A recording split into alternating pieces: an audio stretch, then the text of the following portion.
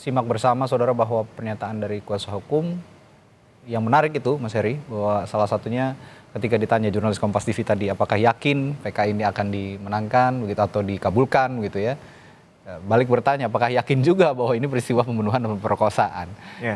Ini berarti memang levelnya sudah sangat optimis bahwa PK ini bisa dikabulkan oleh Mahkamah Agung. Tapi di sisi lain juga kalau kita melihat, kita ini berbicara tanpa mencoba memihak begitu ya, memihak delik yang mana, tapi di satu sisi juga ada perspektif korban yang sedang dinaungi hukum, pengawasan hukum juga oleh kuasa hukum dari Bang Hotman Paris begitu ya.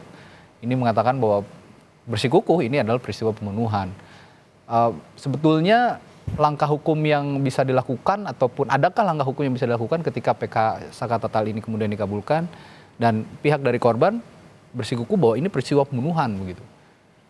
Ya, biarkanlah mereka bertarung di ranah itu ya Mas Radia. Tapi kemungkinan yang digaungkan sudah di-spill di awal. Saya menggunakan istilah itu kembali ya, bahwa permintaan untuk tim pencari fakta, apapun namanya itu yang kemudian rasa-rasanya ingin dimunculkan kalau seandainya tadi benar apa yang Mas Radi sampaikan bahwa akan dikabulkan tuh PK-nya Saka Tatal. Jika demikian maka kemungkinan besar langkah terdekat yang akan dilakukan itu untuk memutus mata rantai perdebatan silang sengkarut perkara ini kan begitu. Tapi saya ingin memberikan catatan sedikit ya, mudah-mudahan ini bisa jadi guidance juga bahwa memang dia tidak langsung menyentuh perkara. Biasanya kita lebih sibuk untuk langsung melihat hasil akhir tanpa melihat prosesnya. Memang membuktikan ini butuh strategi, butuh proses yang memang tidak mudah. Dia nggak seperti simsalabim abrakadabra kemudian terjadi Mas Radi. Maka mungkin menurut saya ada beberapa hal yang perlu diperhatikan hakim dalam hal ini adalah melihat dan menentukan ada tidaknya penyiksaan ataupun tindakan yang melampaui batas yang kemudian mengakibatkan para terpidana kemarin itu menyampaikan yang tidak sebenarnya karena di bawah tekanan misalnya. Bisa nggak itu dibuktikan sampai selesainya berakhir proses sidang PK nanti. Nah itu akan mempengaruhi keyakinan hakim yang pertama ya menurut saya. Kedua adalah kita akan kembali kalau memang ini kita mau sama-sama menanggapi permainan tadi ya untuk menyoal ke awal lagi apakah ini pembunuhan atau kecelakaan tunggal, maka kita akan melihat transisi atau apalah namanya peralihan pelimpahan perkara dari satu Polres ke Polres lain. Nah, mengapa kemudian tadi ada revisi dasar yang pertama itu tidak digunakan? Karena kalau kita tidak menganalisa ini lebih jauh seakan-akan ini sudah salah saja, kan begitu. Tapi adakah catatan? Kan bisa saja terjadi mekanisme check and balances kan. Tapi kan ini harus transparan, harus terbuka agar ketika tadi saya katakan berulang kali ketika diambil satu kesimpulan, satu keputusan itu sudah memang disampaikan lewat mekanisme prosedur legal yuridis ya, proses legal yuridis yang jelas, yang tegas begitu. Bukan lagi ada kesan ada sembunyi, senyap begitu ya. Dan ini terang benderang dilakukan karena memang ini mengkoreksi tadi.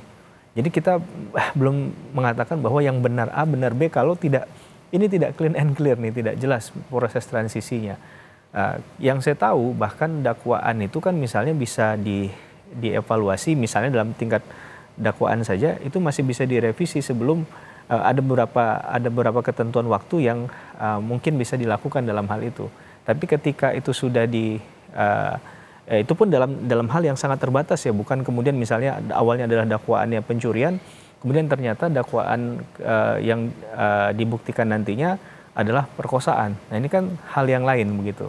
Jadi menurut saya dasar pendekatan-pendekatan dari teori awal, teori dasar ini yang harus diperkuat.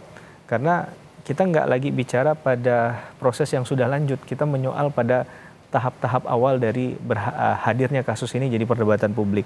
Dan yang terakhir menurut saya adalah ada tidak sebenarnya pernyataan tegas dari salah satu atau salah dua atau semua terpidana kemarin yang bersepakat menyatakan bahwa Saka Tatal itu memang tidak terlibat dalam perkara ini.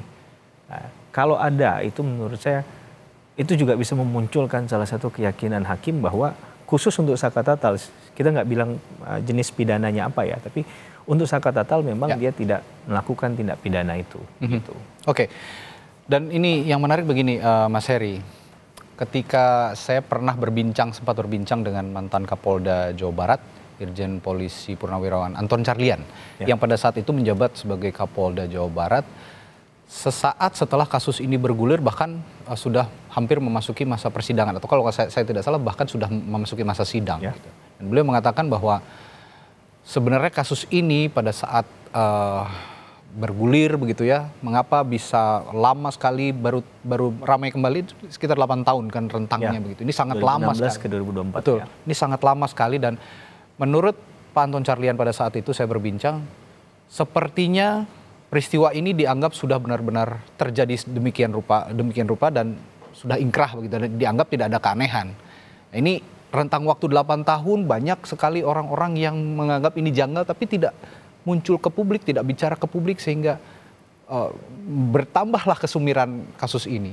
Mengapa pada saat rentang 8 tahun itu menurut Anda dari kacamata hukum pidana tidak ada satupun orang yang berani mengungkap atau berbicara ke depan publik bahwa ini ada kejanggalan sebenarnya? Banyak faktor ya, bisa eksternal, bisa internal menurut saya. Mungkin ini akan berandai-andai gitu jadinya.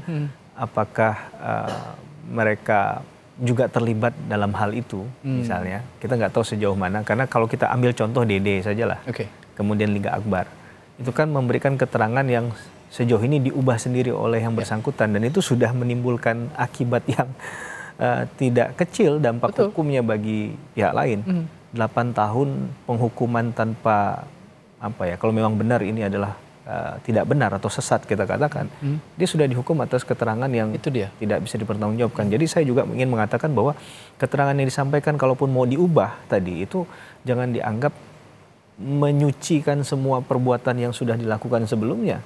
Bahwa atas dasar keterangan ini jangan-jangan dalil untuk menyatakan si 8 orang yang lain atau 7 terpidana yang lain itu bersalah. Jangan-jangan itu ya. Kemudian kalau kita menganalisa dengan mengandai-andaikan gitu ya, ada mungkin kemalasan ataupun beranggapan bahwa tidak ada yang beranggapan bahwa perkara ini akan viral sejauh ini. Nah itu, ini kan ramai lagi setelah viral oleh film. Nah ini yang jadi pertanyaan. Dan pendekatan film itu kalau kita lihat, coba juga dilakukan di kasusnya Kopi Cyanida kemarin, film dokumenter. Tapi kan pancingan itu rasa-rasanya tidak termakan ya, kemudian hanya sesaat, kemudian hilang begitu saja, tidak serius ini begitu. Ini mungkin percobaan kedua yang sama menurut saya. Filmnya tidak dokumenter, mungkin lebih bisa dinikmati banyak orang, karena orang kadang males ya Mas Radhi untuk nonton film dokumenter tuh bayangannya pasti terlalu old gitu cara berpikirnya, membosankan dan lain sebagainya. Maka dibuat pendekatan yang lain. Berbondong-bondong lah orang menonton itu, dan kemudian mulai dimunculkan ada hal yang berkaitan dengan kasus 8 tahun yang lalu tadi untuk diviralkan kembali. Nah, kita nggak tahu siapa yang memviralkan dengan motivasinya. Kan? Nah, karena kita nggak akan bisa mengungkap itu sampai kapanpun saya rasa. Yang penting bagi kita adalah siapapun yang ingin mendapatkan keadilan itu memperoleh keadilannya. Apakah terpidana yang seharusnya tidak dihukum tadi memang terbukti dia bukan pelakunya dan tidak ada perbuatan pidananya, ya harus dibebaskan. Tapi bagi orang yang memang melakukan tindak pidana, ya asas legalitasnya jelas, tidak boleh ada satu perbuatan pidana yang lepas dari jeratan hukum. Maka dia harus mempertanggungjawabkan perbuatannya. Saya rasa itu pesan yang jelas dari pendekatan penegakan hukum pidana. Kalau memang tidak bersalah ya dipulihkan kembali namanya, dan yang sekarang memang masih ada upaya PK lagi juga sebenarnya ada 7 terpidana lain ya. Benar. Yang sekarang yang disebut.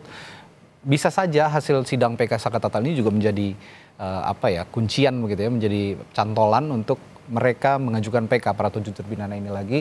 Kalau memang tidak bersalah ya dibuktikan tidak bersalah. Tapi intinya dalam kasus ini begini, kalau selain mereka yang sudah menjadi terpidana, sudah menjalani hukuman, ini dinyatakan benar-benar bersih atau tidak bersalah atau memang terbukti bersalah begitu, itu memang pengadilan lah yang akan menentukan. Tapi di sisi lain kan ada juga lembaga peradilan yang kalau memang ini nanti dinyatakan peristiwa kecelakaan, ada yang miss juga dalam lembaga peradilan sepertinya.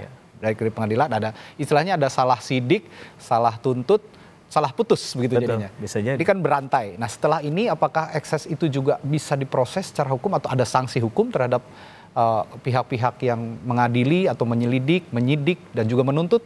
Kita akan bahas nanti setelah jeda di Breaking News Kompas TV. Dipandurkan saya Adi Stilerasati. Sesaat lagi tetaplah bersama kami.